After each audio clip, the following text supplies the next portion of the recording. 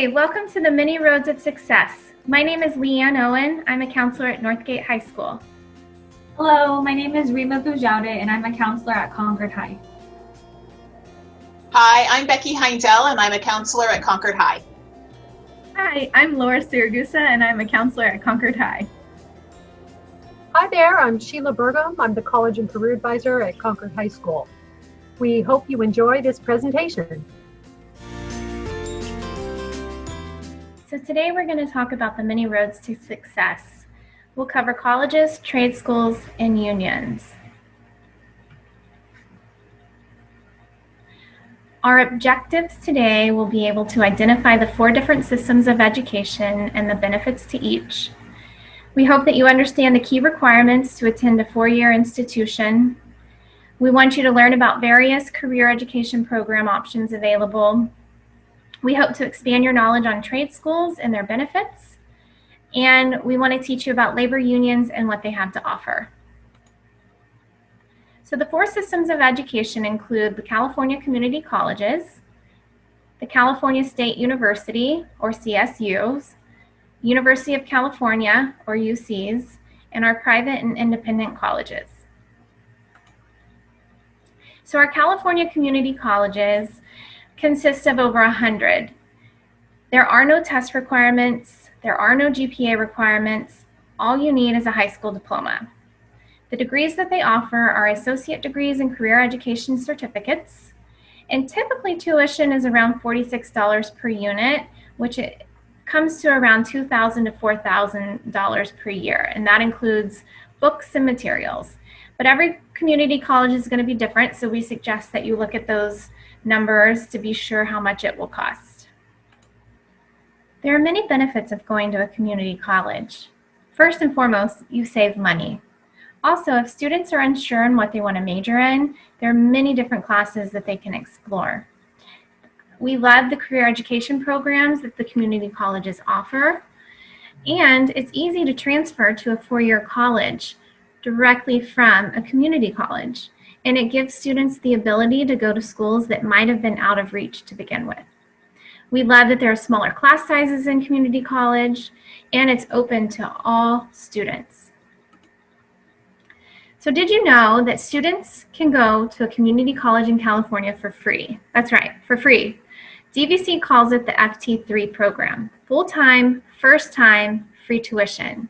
They've also extended it to the first 2 years are free. It's pretty easy to do.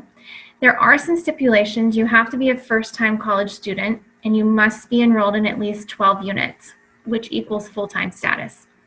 You have to complete a pledge and complete it by the deadline, complete the FAFSA or the DREAM Act, and then you maintain a GPA of a 2.0 or higher. And once that has been done, then you get a refund on your first year of tuition. It's pretty easy, and it's pretty awesome that they do that. Transferring to a 4-year, let's talk about that. The way it works is you need to be eligible by meeting the minimum GPA requirements as well as taking the appropriate coursework for the intended major. There are 2 different ways that you can transfer. You could do the TAG option, which is Transfer Admission Guarantee. This offers the community college students a guarantee admissions to participating UC campuses. So the requirements are completion of 30 UC transferable units by the end of summer prior. The GPA and English and math requirements will vary by school. So it's really important that you meet with your community college counselor to go over this as soon as you start. That way you know that you're meeting the requirements for the TAG program. There's also the associate degree for transfer. Students can earn an AA degree before transferring to a CSU with priority admission status. So there are some GPA stipulations for that as well. And again, it's important for students to meet with their college counselor so they make sure they are aware of all the options and make sure they're taking all the appropriate classes. All right, so now we're going to start talking about CSUs, or California State Universities. This is another system of education. So there are 23 CSUs in California, and the test requirements have changed in COVID times. So I'll go into that a little bit more on the next slide. It used to be either the SAT or ACT was a requirement, so I'll go over those changes in a moment. The GPA requirements have also changed a little bit since everything kind of happened. And so the minimum GPA is now a 2.5, but there is a little bit of wiggle room there, which I'll go into in a moment as well. Now, the minimum GPA requirement does not guarantee admission, but it is kind of the minimum requirement to be considered eligible to apply. There are bachelor degrees, master's degrees, and some doctoral degrees offered at CSUs, and their tuition and room and board varies from school to school, but the tuition is around $7,000 a year, and then including room and board around $26,000, $27,000, depending on the school. It might be a little bit more or a little bit less. So let's talk about these updates. So it makes sense that some changes had to be made since students can't necessarily just go and take an SAT or ACT exam right now. So CSU has suspended the requirement to have an exam for incoming freshmen for the 21-22 academic year. So it is not a part of determining whether or not a student will be admitted for the 21-22 academic year. And this applies only for students within that academic year, which is fall 21, winter of 22, and spring 22. However, students can still take exams, or if they've taken them before everything kind of closed, they can still take the exams and submit them to help with their placement into math and English classes once they enter the CSU. The admissions criteria has changed a little bit as well. So the minimum requirement for the GPA used to be a 2.0. Now that it's a 2.5, they will still consider students between a 2.0 and a 2.49. So that's actually, I'm going to do the next slide first just to go over that part, then I'm going to go right back. So if the student's GPA is between a 2.0 and 2.49, they can still apply, but there will be some additional factors that the school will look at to determine eligibility. Each school might prioritize certain factors more than the other, but these are kind of the overall factors that they will look at if the GPA is below 2.5. So they'll look at the A to G coursework that was completed beyond just the minimum requirements. They'll look at if the student is graduating from a local high school, if they're a first generation college student, low income student, a foster youth student, or if they participated in a program such as AVID, Upward Bound, Talent Search, Puente, MESA, etc. We will be going over A to G requirements later in the PowerPoint, so if you're not 100% sure what that's referring to, just hang on, and we'll go over that soon. But as always, the A to G requirements will be considered for admission into the CSU.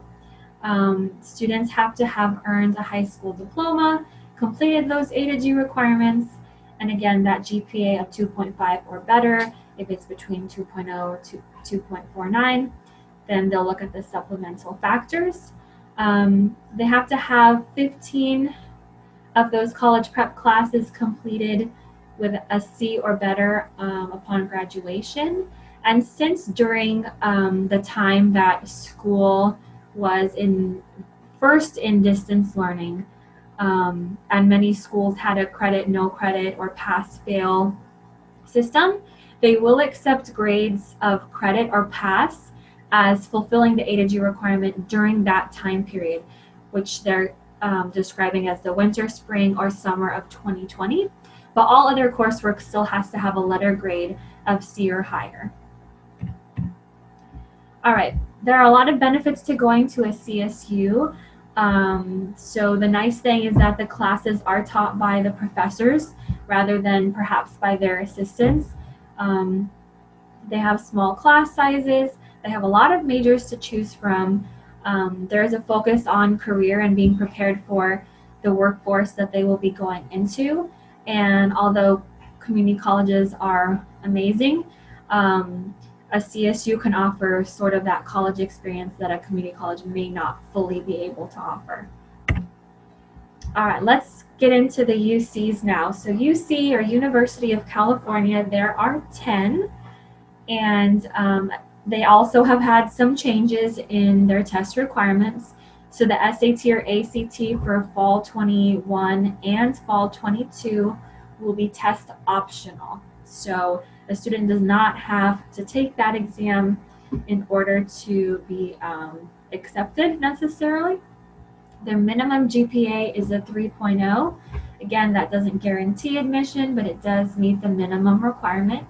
And you can get a bachelor degree, master's degree, doctoral, and other professional degrees at UCs.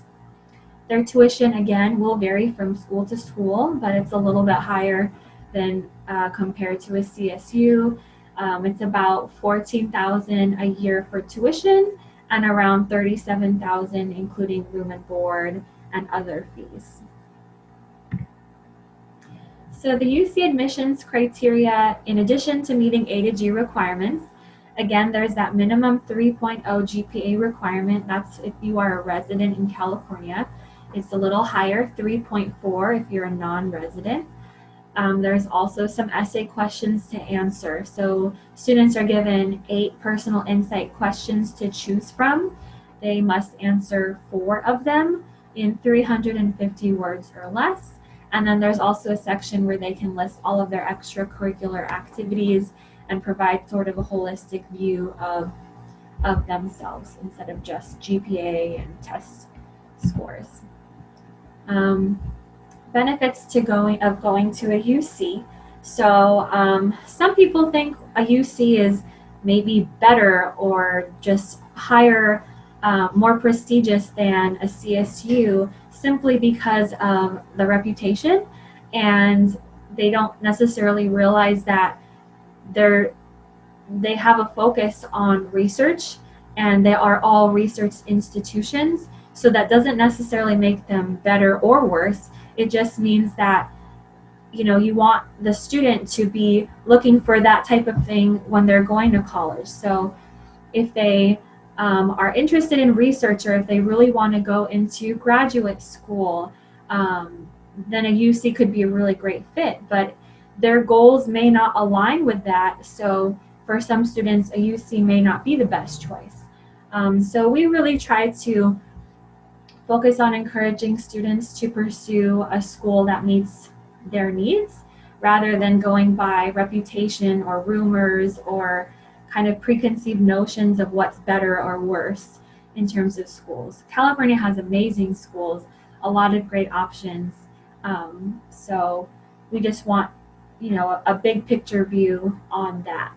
So they do have a lot of opportunities for research, prepare a student to enter graduate school. They can also offer that college experience, and they are prestigious, and they have that kind of cool sound to their name. I went to UC Berkeley, I went to UCLA. But as I mentioned, that shouldn't be the only reason a student would want to go to a UC. They really want to take advantage of all that it has to offer, and that it will help them with their goals after college. Let's go to private and independent colleges. Number of schools, 80 plus. There's so many that we can't get an accurate number on that one, but there's a lot of them. Test requirements are going to vary. Make sure that you're consulting directly with the college you want to apply to.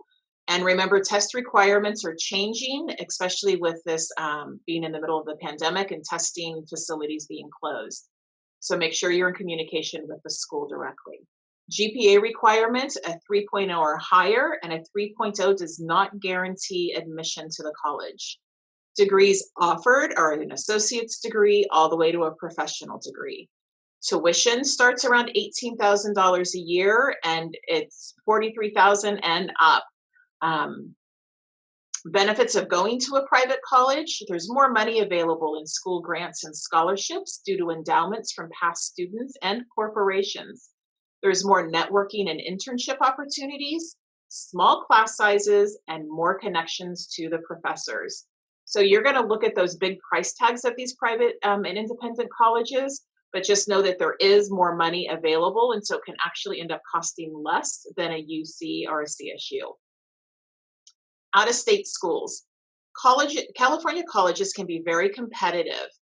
Out-of-state schools can often be a great option for various reasons. Their requirements will vary from state to state and school to school, so it is important to look at each school individually. Generally speaking, A to G requirements and the ACT, SAT will be important to do well in. And again, look at those SAT and ACT requirements at each school. Benefits of going to an out-of-state school is, of course, the freedom and independence. But remember, depending on how far away you do go, you're going to have to budget in those plane tickets for the visits home. They can be less competitive and less expensive compared to certain schools in California, especially schools in what people consider a less desirable state. Many will also offer the smaller class sizes that are so desirable to our students. What is the Western Undergraduate Exchange, the WUI? Colleges that participate in this exchange will allow eligible out-of-state students to pay 150% of the resident tuition instead of non-resident tuition. This saves a significant amount of money and can be compared to, or in some cases even less than, the cost of attending a CSU as a resident. High school requirements to go straight to a four-year institution. Admission requirements for UC, CSU, most four-year universities. Students must complete the following subjects with a C or better: 2 years of history, social studies, 4 years of English, 3 years of math, 4 years is recommended, 2 years of a lab science, 3 years recommended, 2 years of the same foreign language, 3 years are recommended, 1 year of a visual or performing art, and 1 year of a college prep elective. And a trick is if a school says that you need 3 years of a subject, but 4 are recommended, you need to look at recommended as being required. What is A to G? And this is straight from the University of California's website. To meet minimum admission requirements, you must complete 15-year-long high school courses with a letter grade of C or better, at least 11 of them prior to your last year of high school. Keep in mind that taking approved high school A to G courses isn't the only way to satisfy these requirements. You may also meet them by completing college courses or earning certain scores on an SAT, advanced placement, or IB exams. What is the difference between an applicant and a competitive applicant?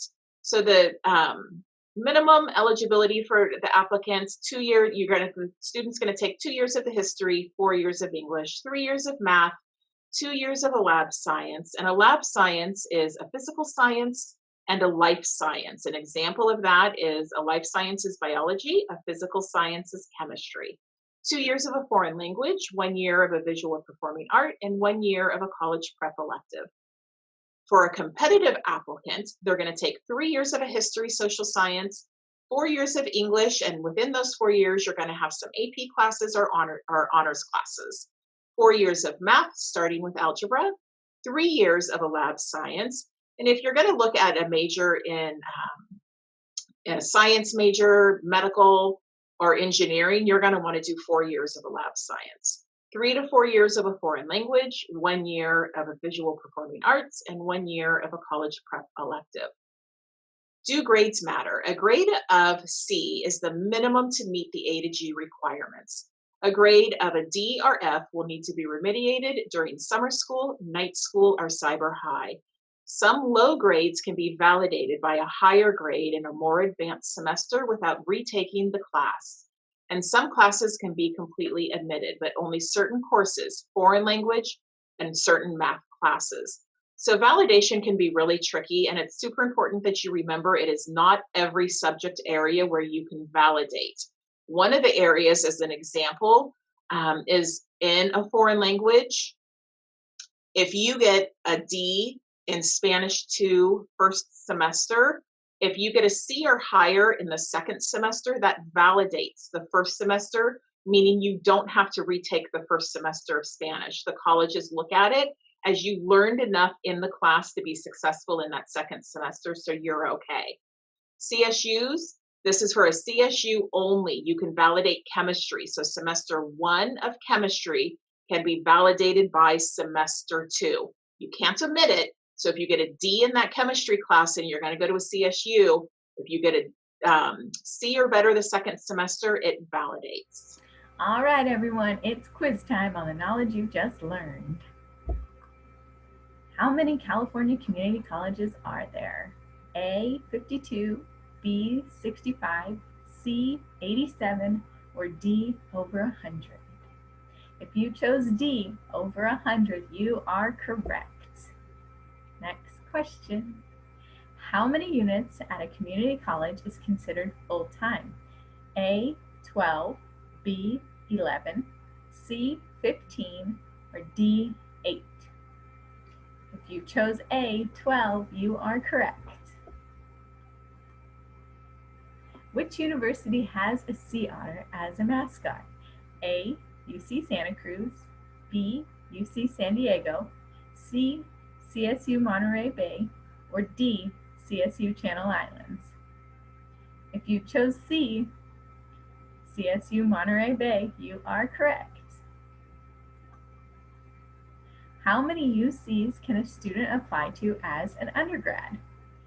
A, 8, B, 13, C, 9, or D, 10? If you chose C, 9, you are correct. This was kind of a trick question. Although there are 10 UC campuses, only 9 of them are for undergrads. The 10th one, UCSF, is only a grad school. How many personal insight questions does a student have to answer on the application? A, 5, B, 7, C, 3, or D, 4? If you chose D, you are correct. Students have to answer 4 out of the 8 insight questions. What does WUWE stand for? A, Washington University Explorers, B, Wonder Woman Underground Education, C, Western Undergraduate Exchange, or D, We Unite Everyone? If you chose C, Western Undergraduate Exchange, you are correct. How many years of math is recommended for a 4-year? A, 2, B, 3, C, 4, or D, 5? If you chose C, 4, you are correct. It is recommended that students take math all 4 years of high school. How many A through G courses do you need to complete to be eligible for a 4-year?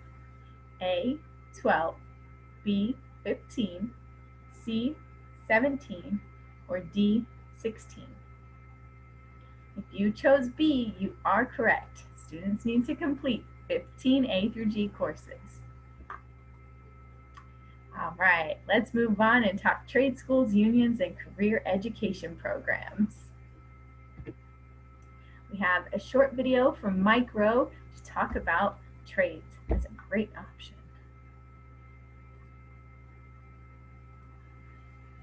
Today, the skills gap is wider than it's ever been. 5.6 million jobs, according to the BLS. Vocational education is still missing from an overwhelming majority of high schools. Bills like the one before this committee still meet resistance in part because millions of Americans still view a career in the trades as some kind of vocational consolation prize. It's a bias, as misguided as any other prejudice with us today, and it poses a clear and present danger to our country's overall economic security. The student loan bubble is going to burst, as bubbles always do. Currently, the outstanding debt is $1.3 trillion, and yet we continue to lend money we don't have to kids who can't pay it back, to teach them jobs that no longer exist, while ignoring all kinds of careers that actually do. In Springfield, Massachusetts, right now, there are tens of thousands of manufacturing jobs available, yet the unemployment rate in Springfield is just as high as it is in the rest of the state. The mismatch between available skilled jobs and the unemployed local population is enormous, and it's happening everywhere. Well, if you want to make America great again, you got to make work cool again. You've got to make it aspirational. It can't be this thing that's sitting there for a whole bunch of people who failed on the aspirational road. It can't be that vocational consolation prize. You just have to change the image of the opportunity. There's this notion, I think, that the existence of opportunity is the balm for unemployment, for instance. And of course, the skills gap tells us that that's not the case at all. There are 5.6 million opportunities, right? So back to the enthusiasm. We can't just assume, in my view, we can't just say, hey, look at what's here, and then get out of the way and watch the people stampede toward it, right? So the way we approach it is we challenge them. We say, look, this is, in our little world, you need to comply with some things that might not be in this bill. You need to write an essay. You need to submit a video. You need to make a persuasive case for yourself. You need to submit references. You need to demonstrate work ethic in some way that we can demonstrably reward. And when we find those kids, well, we've got about 600 who've gone through so far, and they work. And they're using the opportunity for what it is, which is a tool to get to the next level. All right. There are many options for students after graduation, and it is our hope that students begin to explore all of these options and paths that exist, especially within the trades. Next up, we have our DVC Career Education. The program's focused not only on the educational goals of individuals, but on the workforce development needs of the community as well. They offer both short-term certificate programs and 2-year degree programs. Many leading to 4-year degrees are available. We have a quick video on this as well.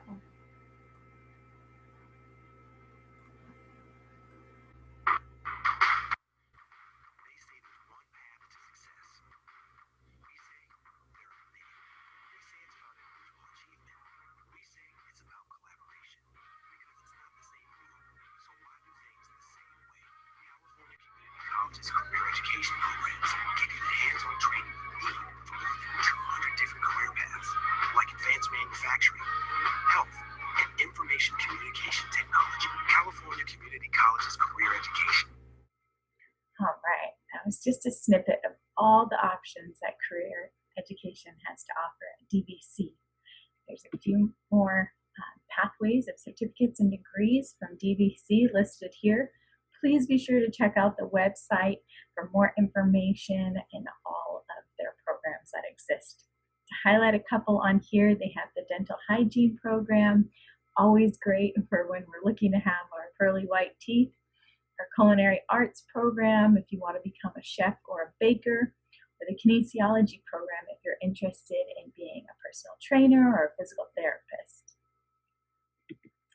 Next up is LMC's career education programs.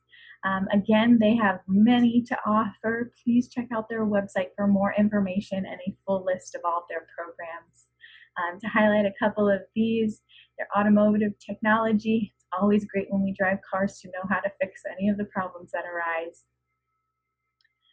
Continued on the next one, here's a few more. Travel marketing, if you are interested in planning vacations for people, including yourself, that could be a great option. The emergency medical services, if you're interested in becoming an EMT, again, another great option to go through LMC. Over at the MDUSD Adult Education Loma Vista campus, they have to offer a lot of CTE programs as well at a much lower rate than some of the trade schools. There's again medical assistants, office professionals, again the EMT. Please take a look at the website for more information. Off to Sheila for more trades and career schools. Hi, We're going to continue our conversation on career education programs, now looking at career or trade schools. So trade schools, sometimes they're known as vocational schools, career schools. These are skills, knowledge, competency based educational training facilities where the education typically takes less time than a four-year college. It will provide you with very specific skills you need for the job.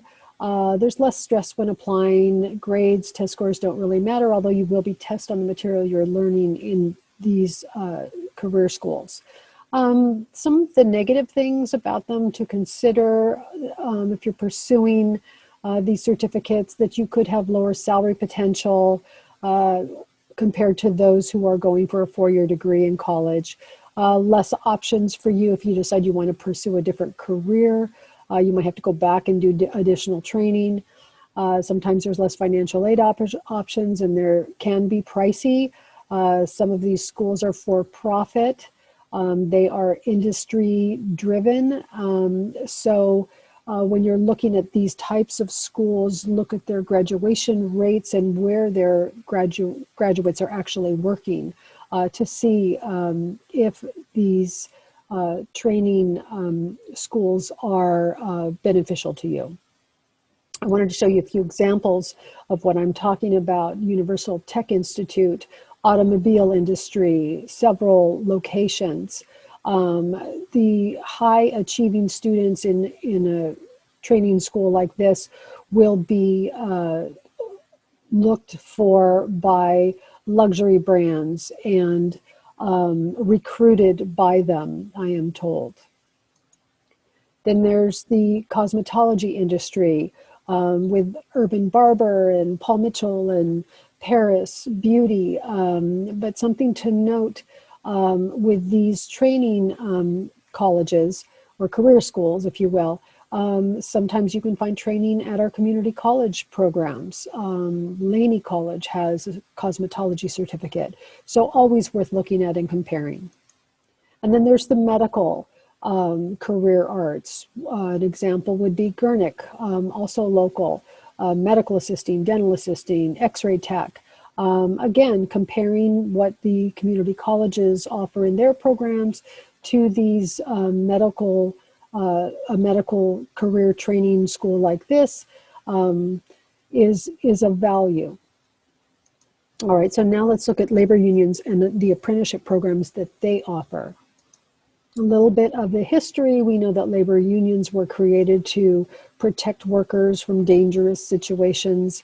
There are over 60 unions represented of 14 million workers throughout the country, from teachers to miners to our building trades. This kind of educational model is an earn as you learn model.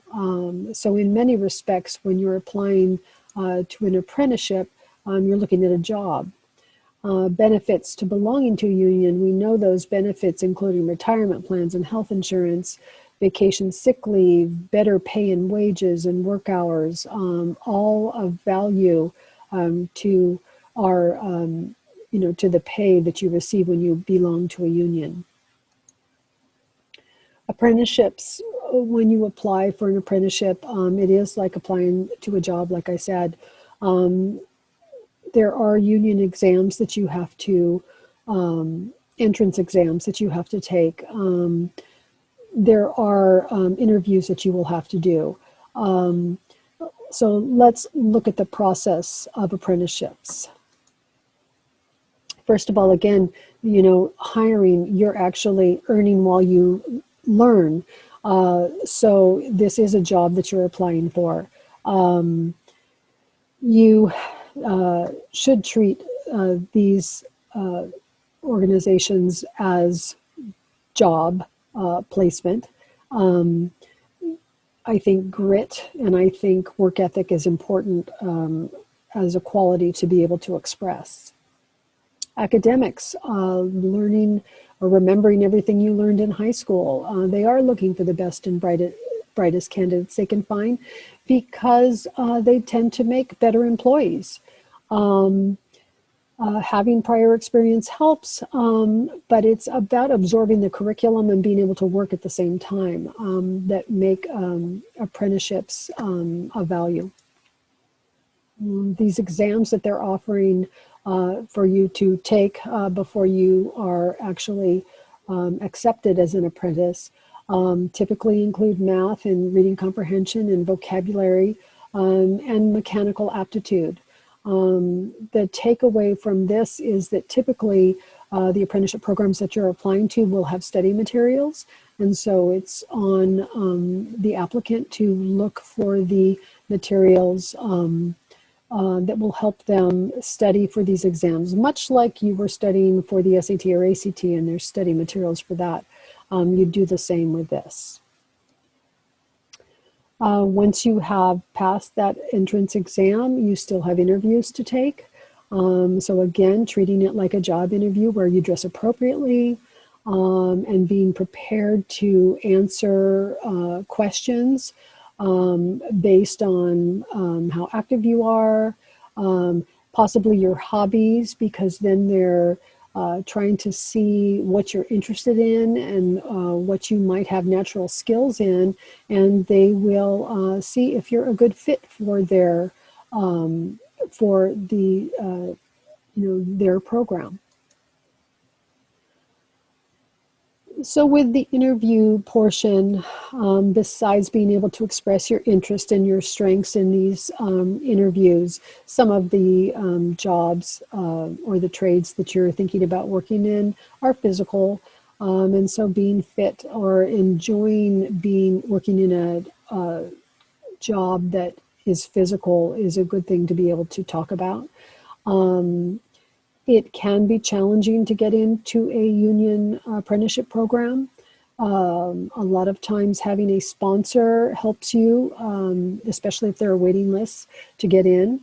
But one good thing to remember, just like a job, when you're applying to a job, is that if you don't get in at first, then go back and try again. So there's a couple examples that I want to show you that are local apprenticeship programs around here. The Plumbers and Steam Fitters Local Union, one of their program is a 5-year apprenticeship program.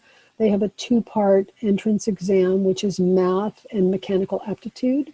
They do also offer steam fitting and welding, plumbing, HVAC, just like the first Universal Tech Institute we talked about. But again, this is a union training apprenticeship program and not an independent career school. And then there's the Carpenters Union, again, local. They do have a waiting list last time I checked, and I was told that if they had a sponsor, they would be moving up on the list. So again, local apprenticeship programs that you are able to apply to. The Electricians Union, we added the minimum requirements in this slide of being 18 years old, high school grad equivalent, at least 1 year of high school algebra, but typically graduation requirements are more than that. Drug testing is another element, and talking about the ability of women and or minorities being encouraged to apply extends across all apprenticeship programs. So it is a good way into a lucrative career. Sheet metal workers, they have 2-year and 5-year apprenticeship programs depending upon what you want to do. Service technician is a 2-year program. Then there's the building industry, fabrication, and HVAC fabrication. Those are 5-year programs. So again, it really, doing some research to see what you really want to do, will guide you to the right apprenticeship program. And then the last example I wanted to show you because it's so interesting, that Local 3 not only does heavy equipment operators, mechanics, and crane operators, but they also cover construction inspectors. There's an inspector apprenticeship program and a land surveyor apprenticeship program. Besides, public employees are a part of this. So I'm hoping that by going through some of these apprenticeship programs, you're able to see good examples and the variation of programs. So we thank you for watching our presentation. If you need more information, contact either your high school counselor or your college and career advisors. Typically, we have a lot of materials in our college and career centers from college to career information. And again, thank you all for watching.